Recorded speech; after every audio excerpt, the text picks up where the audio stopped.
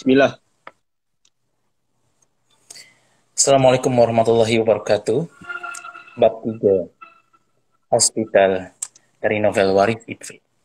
Mengungkai misteri. Kami ke hospital. Sebelum melihat jenazah Zila, kami menziarahi Mak Lijah dan Tok Ayah. Rupa-rupanya, Mak Lijah meminta izin doktor untuk menjaga Tok Ayah di unit kecemasan. Ya, aku pasti Mak Lijah menggunakan ilmu yang ada untuk merawat Tok Ayah, di samping ubat-ubatan saintifik. Dari luar wad kecemasan, aku lihat Tok Ayah masih menggunakan alat bantuan pernafasan. Ujian yang cukup berat buat mereka berdua. Aku meminta izin untuk ke bilik mayat. Ayah berkeras untuk mengikutiku. Aku sangat menghargainya. Sebenarnya kejadian malam semalam masih segar diingatan. Oleh kerana itu, aku ingin menziarahinya. Sebaik saja berada di hadapan bilik mayat, tiba-tiba pandangan mataku gelap.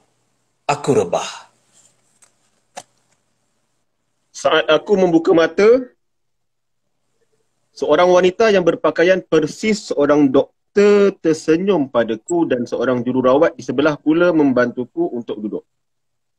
Puan, saya perlukan sampel urin dan tandas ada di luar bilik rawatan ini.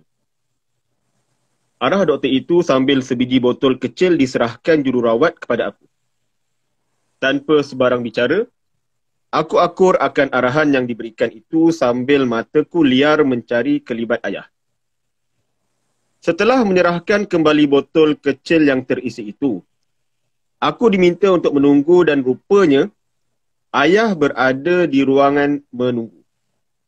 Aku menghampiri ayah dan aku nyatakan padanya bahawa tidak ada apa yang perlu ayah risaukan akan apa yang terjadi padaku tadi. Cuma sedikit pening sahaja. Daripada menunggu, baik rasanya aku ke bilik mayat seperti tujuan asal aku ke hospital ini. Aku nyatakan pada ayah akan hasrat aku. Aku pergi seorang diri manakala ayah akan menurutiku kemudian. Aku menuju ke bilik mayat berpandukan papan tanda yang terdapat di sepanjang koridor hospital. Assalamualaikum. Saya nak tanya, jenazah Rozilawati Ahmad ada di sini lagi? Soalku. Waalaikumsalam. Oh, kes di kampung. Cik ni siapa? Petugas itu cuba mendapatkan kepastian. Saya saksi kejadian. Amat penting untuk saya lihat keadaannya, jawabku dengan penuh harapan. Jika diikutkan, hanya ahli keluarga sahaja yang boleh melihat, balasnya. Tolong saya, Encik. Ini sangat penting, rayuku. Sekejap sahaja ya. Petugas itu bersetuju sebaik sahaja melihat ayah tiba untuk bersama denganku. Aku dan ayah dibawa masuk. Semakan dibuat bagi mengenal pasti kedudukan jenazah. Petugas di bilik mayat membawa kami ke peti simpanan yang terdapat di situ. Kelihatan nama Rozilawati tertera di hadapan peti itu. Ketika hendak ditarik peti besi itu, ia seakan tersekat dari dalam. Petugas itu memandang kami beberapa kali. Sekejap ya, Cik. Dia berlalu dan memanggil seorang lagi kawannya. Bilik itu dirasakan cukup sejuk. Agak lama kami menanti kawannya itu. Aku mengajak ayah keluar. Entah mengapa, sejuk yang dirasakan hingga terasa ke tulang. Namun begitu, ayah tidak berganjak. Masih menanti petugas tersebut. Assalamualaikum. Kelihatan seorang lelaki bertubuh sederhana datang mendekati. Waalaikumsalam. Kulihat wajahnya seakan pelik. Maaf, macam mana awak boleh masuk sini? Soalnya kepadaku. Tadi ada petugas di kaunter yang bawa kami ke sini. Dia pergi panggil encik tadi kan? Jawabku. Siapa? Kawan saya? Tanyanya lagi. Tadi yang panggil encik? Balasku. Saya seorang saja bertugas hari ni, cik. Mana ada orang lain? Jawabnya sambil sarung tangan getahnya dibetulkan. Encik, jangan main-main dengan kami. Aku mula gementar. Ya Allah, buat apa saya nak tipu? Kawan-kawan saya semua cuti hari ini. Pantas dia menerangkan. Astaghfirullah. Aku menekuk muka. Oh ya, buat apa di sini? Soalnya kembali. Kami nak tengok jenazah Rozilawati Ahmad. Aku menjawab. Rozilawati Ahmad. Kes baru. Tapi bukan saya yang uruskan kes ini. Dahinya berkerut. Dia tidak terus ke peti penyimpanan jenazah, tapi ke buku daftar. Lama juga dia membelik buku daftar itu mencari nama Zila. Namun kemudian sesekali kelihatan dia mengangkat gagang telefon dan bercakap-cakap dengan seseorang. Betul ke encik ni? Getus hatiku. Ayah, jomlah balik. Aku mendesak. Tunggu kejap lagi, ujarnya. Kemudian petugas itu mendekati kami. Rozilawati Ahmad ini dah dituntut jenazahnya semalam. Sepupunya yang ambil, katanya. Sepupu? Aku hairan. Ya, Harizal Hamzani. Jelas nama itu disebutkan. Rizal? Serentak aku dan ayah bersuara dan berpandangan. Bagi mengesahkan perkara itu, petugas itu menarik peti penyimpanan jenazah yang sama dengan petugas misteri sebelum itu tanpa sebarang kesukaran. Ya, tiada lagi jenazah Zila di dalamnya.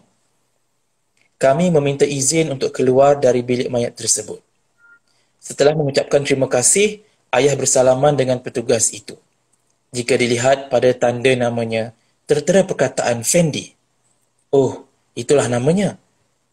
Telinga kiriku berdesing. Aku sekadar memegang tangan ayah. Kami menuju ke pintu keluar. Saat aku memegang tombol pintu, kelihatan petugas kaunter yang menghilangkan diri tadi sedang memandangku. Kali ini berbeza. Matanya putih. Dia berdiri tegak merenung aku dan ayah. Langkahku terhenti. Aku juga tidak lepas daripada merenungnya. Namun, tidak dapat aku fahami kehendaknya. Ya Allah, kenapa aku dapat lihat semua ini? Wafa, ayah menegurku. Petugas tadi. Jawabku ringkas. Aku yakin, dia bukan manusia. Panas dan desing di telinga kiriku menandakan sesuatu yang di luar batas dunia. Subhanallah. Aku melepaskan kembali tombol pintu itu. Walau aku merenungnya, dia tetap tidak berganjak. Kurus sahaja badan petugas itu. Rambutnya keriting, wajahnya yang pucat itu seperti disolek dengan bedak putih. Bibirnya juga pucat birat. Tanpa anak mata hitam, dia merenung tajam ke arahku. Kekal berdiri di tepi kaunter. Apa lagi yang boleh saya bantu? Soal Fendi. Tiba-tiba aku tersedar. Allahu Allah. Tak.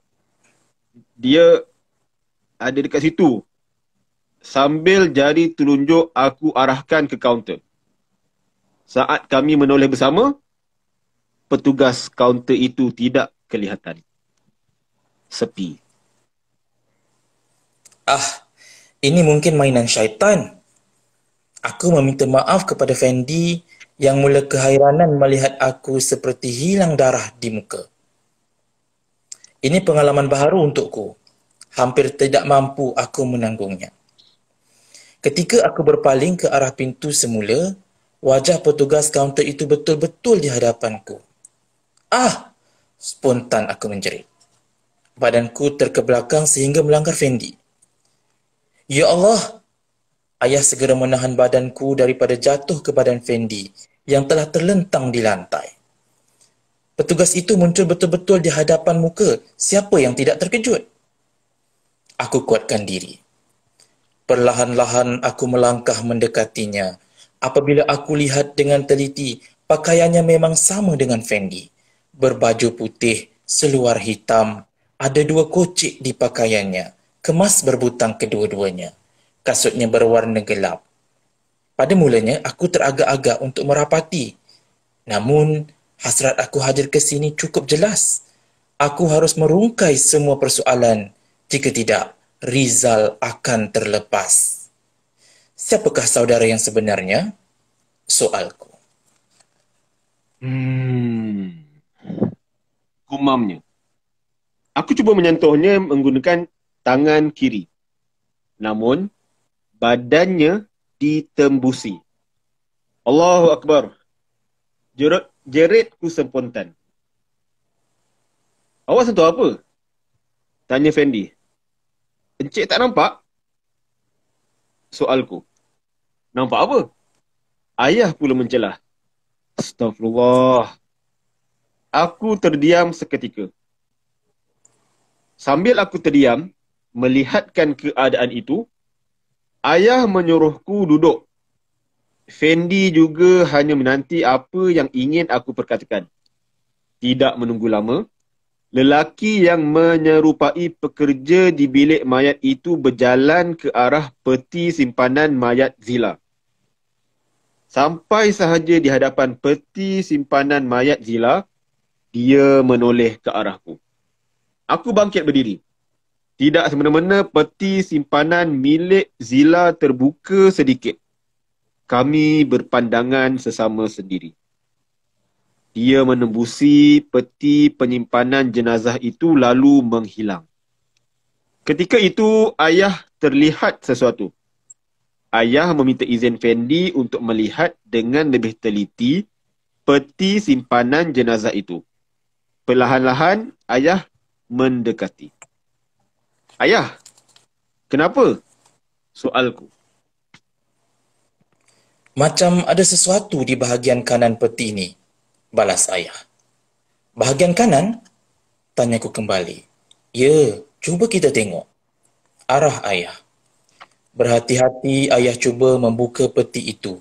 Ditakuti ada sesuatu yang bakal keluar dari peti itu. Subhanallah. Saat ayah membuka peti itu, ayah, ada jari. Bisikku kepada ayah. Jari apa? Tanya ayah. Itu. Tanganku menunjukkan ke arah sisi peti. Tak boleh nak tarik. Tangan ayah macam melekat. Ujar ayah cemas. Aku cuba membantu ayah. Tangannya aku tarik perlahan-lahan. Memang benar. Tangan ayah melekat di besi pemegang. Allahu Akbar. Tiba-tiba telingaku menangkap suara Fendi membaca kalimah suci Ayatul Kursi berkali-kali sambil memegang tangan ayah. Dalam beberapa saat sahaja, tangan ayah terlerai daripada pemegang besi itu. Masya Allah. Fendi nampak lebih serius ketika ini. Jika sebelum ini, dia seakan tidak percaya akan apa yang berlaku. Namun, dia berubah fikiran setelah melihat kejadian itu. Astagfirullah. Fendi menjumpai 2 batang jari milik jenazah sebelum ini dan menurut rekod, jenazah terakhir adalah Zila. Fendi mencari rekod van jenazah yang membawa jasad arwah. Malangnya, ia tidak direkodkan. Cebisan tubuh yang ada itu perlu disemadikan bersama di dalam liang lahat.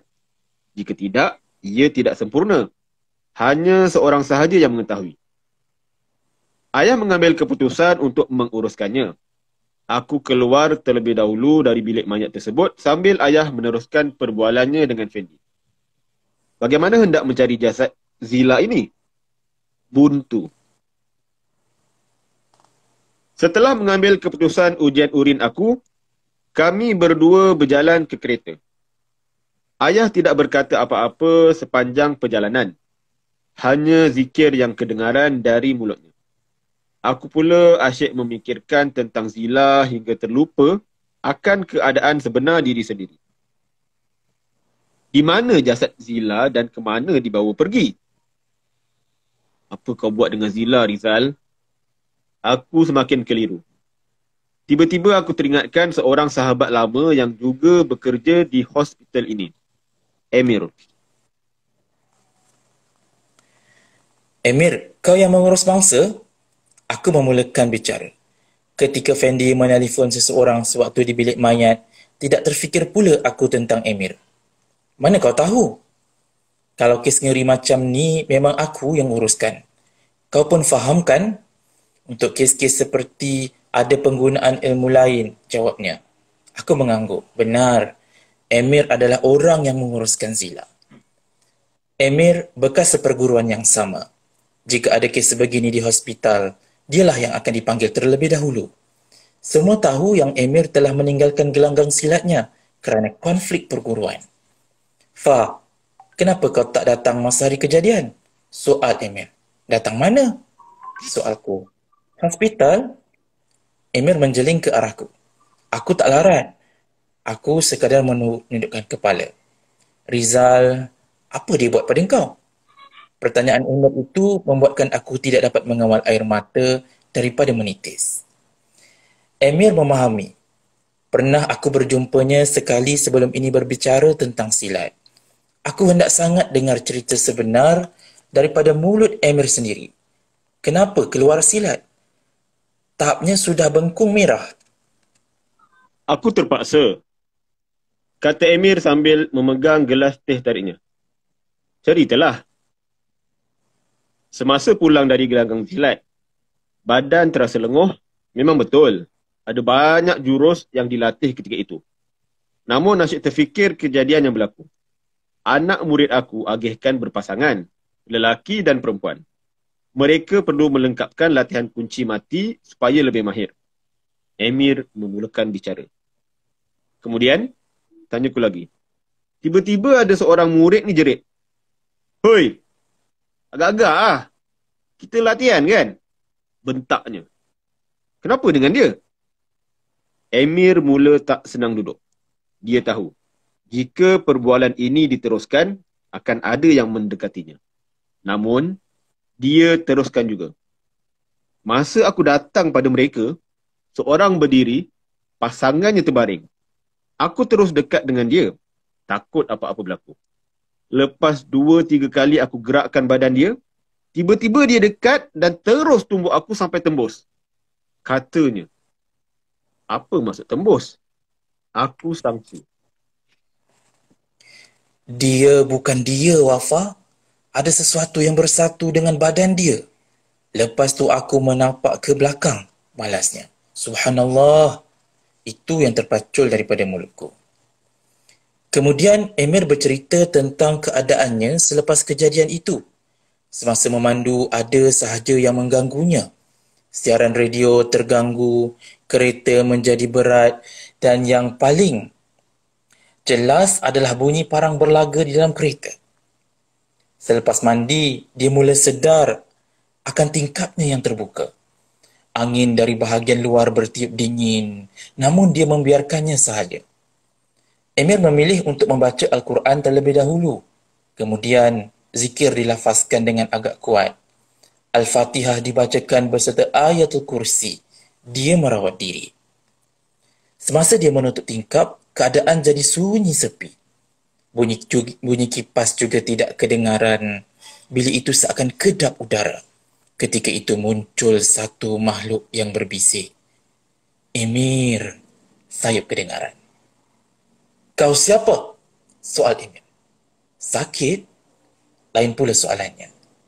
Kau siapa? Suasana kembali sunyi tanpa jawapan. Malam itu aku tidur tanpa menutup lampu. Seperti biasa, tidur dengan wuduk dan doa. Ya, sudah pasti akan ada ujian pada malam itu. Kau nak tahu, Wafa? Dia datang. Suara Emir sedikit menggeletar. Siapa? Soalku. Aku tak nak tuduh, tapi memang daripada rakan persilatan kita juga. Jawabnya. Dia hantar apa? Malam itu, aku dah terlelap. Tiba-tiba aku mimpi Rizal. Duduk macam raja. Keliling dia, ada banyak makhluk yang bila-bila masa bersedia untuk ikut arahan. Aku beristighfar sebanyak mungkin. Aku harap itu mimpi. Sambungnya. Kau rasa macam bukan mimpi? Aku menyampuk. Nampaknya macam itulah. Aku takut lari akidah. Jadi aku nekat keluar dari persilatan itu. Kau pernah ke? Aku pun tak pasti. Namun, itulah yang pernah aku hadapi. Jelasku. Akhirnya, aku dapat jawapan tentang Rizal. Tambahan pula lokasi kubur Zila juga telah aku perolehi daripada bantuan Emir. Entah bagaimana dia boleh tahu semuanya. Aku mengajak ayah menziarahi kubur Zila di Muar. Tapi ayah ada urusan lain ketika itu. Ada pendarahan berlaku ketika aku bangun tidur. Bahagian bawah terasa cukup sakit. Perlahan-lahan aku bangun dari tempat tidur untuk ke tandas.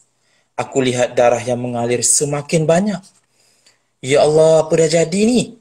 Aku menangis. Aku kuatkan diri untuk menuruni tangga. Sambil itu aku menghubungi jiranku Ella. Itu pun dia terpaksa memanjat tembok untuk ke rumahku. Aku hulurkan kunci rumah kepadanya. Ella cemas. Dia tidak berfikir lama. Enjin kereta dihidupkan lalu membawaku ke hospital. Wafa! Wafa! Aku dengar suara Ella semakin sayu. Namun, aku tidak mampu menjawab panggilan itu. Aku seperti dalam kegelapan. Apabila aku berkelip, hanya kelihatan warna hitam. Ya Allah, aku di mana? Alam roh. Kita bukan sekadar kita. Kalam kita, kalam dia. Kalam dia, kalam kita. Kata bukan sebarang kata. Kata niat, kata rasa. Kata rasa, niat kita. Detik yang lahir dari jiwa, dendang dari dua dunia. Dendang dunia, tiada nyata.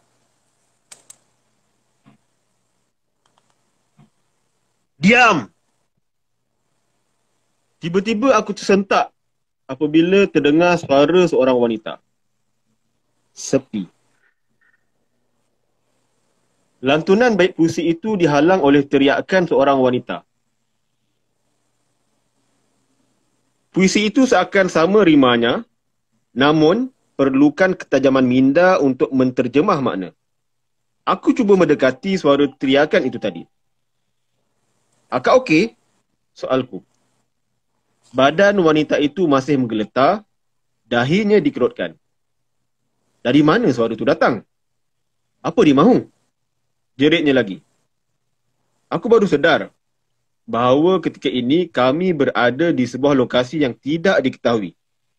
Kiri dan kananku dipenuhi oleh wanita yang syarat mengandung.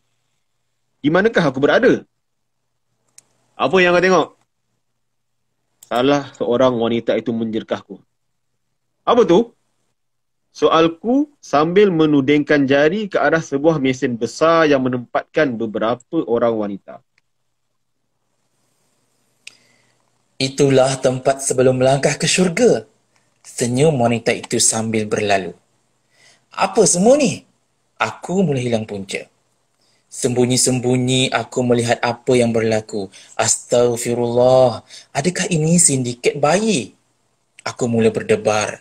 Namun, aku tarik wanita yang menjerit itu tadi ke tepi untuk aku bertanya lebih lanjut. Akak, tempat apa ni? Soalku. Akak tak tahu. Semalam, akak ada jumpa dengan seseorang masa di belakang rumah. Akak berborak dengan dia. Namanya Arin. Dia ada tanya akak, nak bersalin tanpa rasa sakit? Akak kenal Arin? Tanyaku semula. Tak kenal, tapi sebelum itu akak dengar suara puisi setiap malam sampai akak pengsan sebab tertekan. Sungguh-sungguh dia bercerita. Macam mana akak boleh berada di sini? Bila akak buka mata, dah ada dekat sini. Sebab itu akak jerit bila dengar puisi tu. Entah siapa yang asyik baca. Akak faham maksudnya? Aku mula menggali maklumat. Dah lama akak cuba huraikan, tapi akhirnya akak bangun di sini. Sekadar kita, kalam dia, kalam kita, sebarang kata, kata rasa, niat kita, dari jiwa, dua dunia, tiada nyata. Dalam luahan puisi tersebut, akak cuba menerangkan kepadaku berkaitan maksud puisi itu. Memang agak tahu sedikit tentang puisi. Cuba kita terbalikkan, ujarnya. Tiada nyata dua dunia dari jiwa. Niat kita, kata rasa, sebarang kata. Kalam kita, kalam dia, sekadar kita. Maksudnya, aku keliru. Begini, dia menjelaskan. Tiada nyata dua dunia dari jiwa niat kita. Kata rasa sebarang rasa, kalam kita, kalam dia, sekadar kita. Sekadar kita? Aku tidak faham. Kita, tangannya memegang kandungannya ketika itu. Astaghfirullah. Aku memandang tepat ke arahnya. Tiada nyata dua dunia dari jiwa niat kita.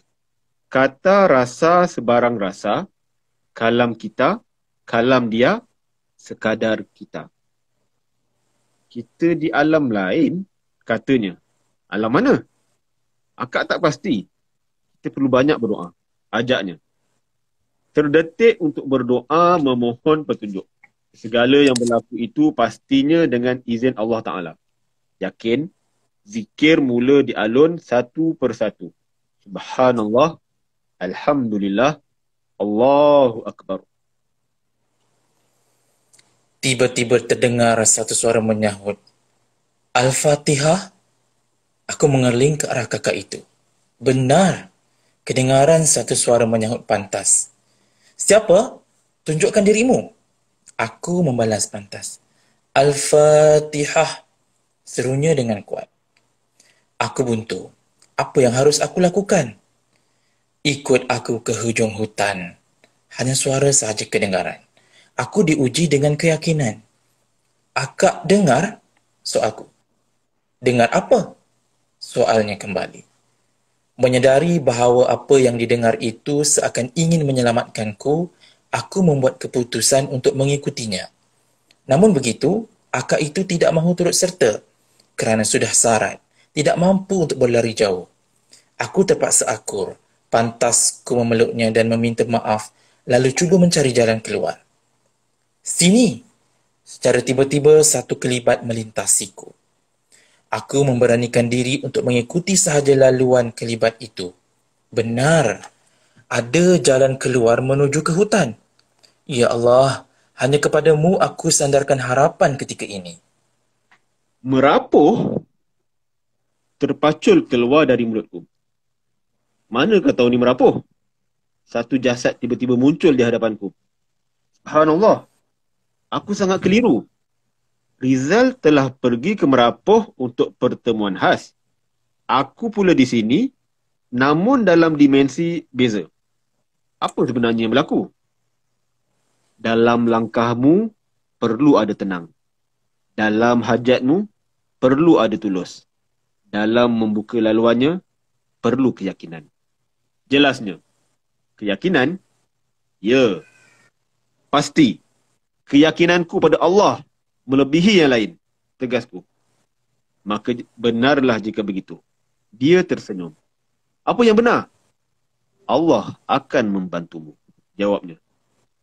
Sambil pantas berjalan, dia mengajarku langkah demi langkah. Dia akan bantu untuk melepasi pintu ke dunia sebenar.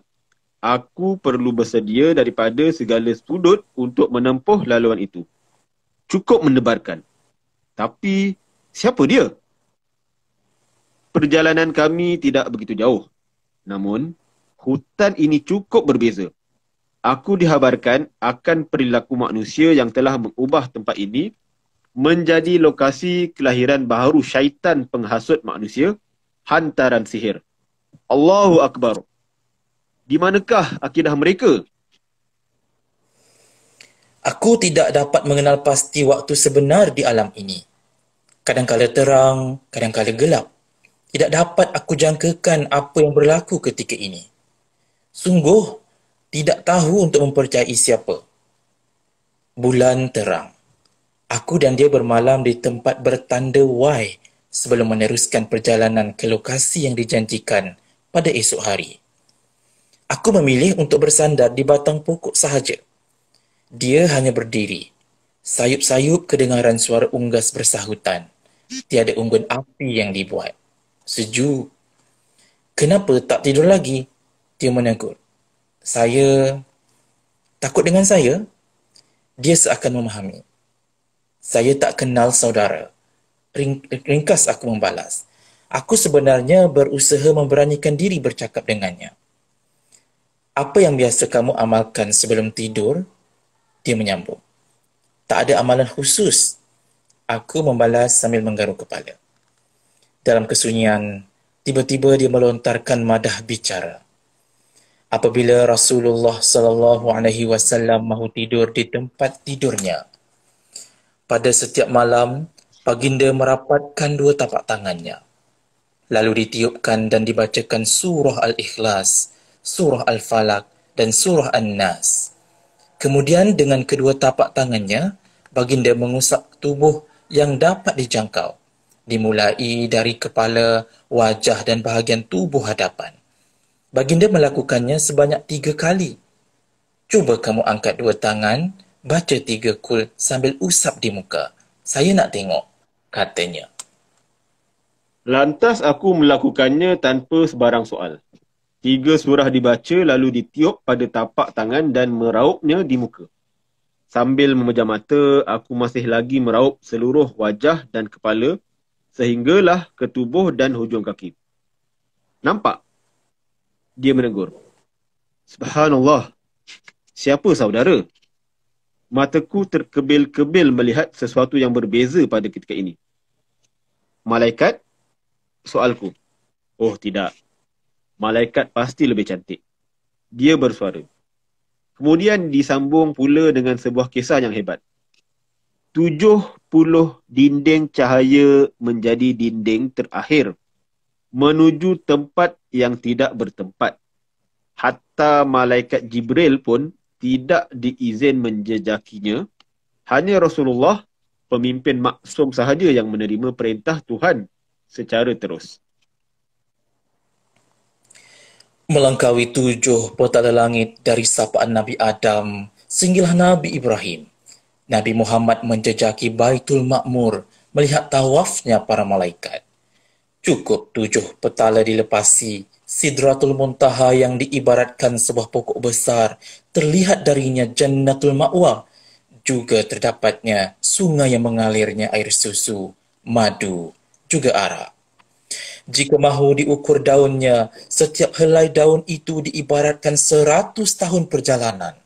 Disinilah temunya Rasulullah dengan malaikat Jibril. Dan disinilah juga para roh yang baik berhimpun tanpa syaitan maupun jin. Cukup sekadar terlihat malaikat Jibril, Nabi Muhammad sudah melafazkan kekaguman. 600 sayap, 300 kiri, 300 kanan. Di setiap sayap pula terdapat 60,000 bulu yang setiap satunya berlainan warna. Subhanallah. Bagaimana hendak dibayangkan dengan satu sayap sahaja sudah mampu menutupi bumi, berapa besarkah alam? Malaikat Jibril tidak mengagumi dirinya, lantas menyatakan bahawa malaikat Israfil itu lebih gah. Terdapat 1,200 sayap, 600 kiri, 600 kanan. Di bawah satu sayap malaikat Israfil itu boleh menutupi dirinya, yakni malaikat Jibril. Berapa besarkah alam? Malaikat Jibril menambah lagi. Belum lagi boleh mengagumi malaikat Israfil. Ini kerana 8 malaikat yang menanggung arasy itu lebih besar dan hebat. Di atas arasy itu terdapatnya kursi. Berapa besarkah alam? Nikmat yang paling besar di dalam syurga adalah melihat Allah. Dengan tempat yang tidak bertempat, Rasulullah menghadap Tuhan bernama Allah. Tunduk hormat menghadap Sang Pencipta dengan zahir kalam indah, tahiyat. Cuba kita singkap bait tahiyat itu, maka kita harus fahami betapa cintanya Nabi Muhammad kepada umat Rasulullah. Semoga kehormatan, keberkatan dan puji-pujian yang baik-baik untuk Allah. Allah, salam sejahtera untukmu wahai Nabi. berserta rahmat Allah serta barakahnya. Rasulullah, salam sejahtera untuk kami, untuk para hamba Allah yang soleh. Malaikat, aku bersaksi bahawa sesungguhnya tiada Tuhan yang disembah selain Allah dan bahawa sesungguhnya Nabi Muhammad adalah pesuruh Allah. Dengan perintah solat 50 waktu, Nabi Muhammad menerimanya. Namun ditegur oleh Nabi Musa akan ketidakmampuan umat untuk melaksanakannya. Daripada jumlah 50 waktu solat, ia berkurangan dalam gandaan 5. Kiraan 50, 45, 40, 35, 30, 25, 20, 15, 10, sehinggalah hanya berbaki 5 waktu, Nabi Muhammad sudah malu memohon pengurangan. Maha suci Allah, walaupun 5 waktu solat diperintahkan, setiap waktu itu digandakan 10 kali ganjaran dan menyamai perintah asal 50 waktu solat tadi. Masya Allah, Maha Pemurah Allah. Nabi Musa sememangnya ingin melihat Allah, pingsan tatkala Allah menunjukkan zatnya. Gunung Sinai telah menjadi saksi keagungan Allah yang tiada tara. Hendak dibandingkan keimanan dan amalan Nabi Musa dengan kita, pastinya bagai langit dengan bumi. Yakin dan percayalah, pertemuan dengan Allah di syurga nanti pasti menjadi kenikmatan teragung. Amanah perlu dilunaskan, perintah perlu disebarkan. Nabi Muhammad kembali turun melalui Masjidil Aqsa dan kemudiannya ke Makkah. Dalam amanah, baginda tetap takut sekiranya apa yang disampaikan itu nanti tidak dipercayai khalayak. Abu Lahab cuba mengambil kesempatan untuk membuatkan baginda tidak disenangi. Dia memanggil rakyat jelata untuk mendengar cerita baginda tentang perjalanan itu.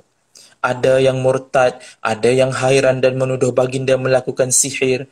Namun apabila ditanyakan kepada Abu Bakar, beliau mempercayai baginda, walaupun berita itu lebih daripada apa yang dikabarkan.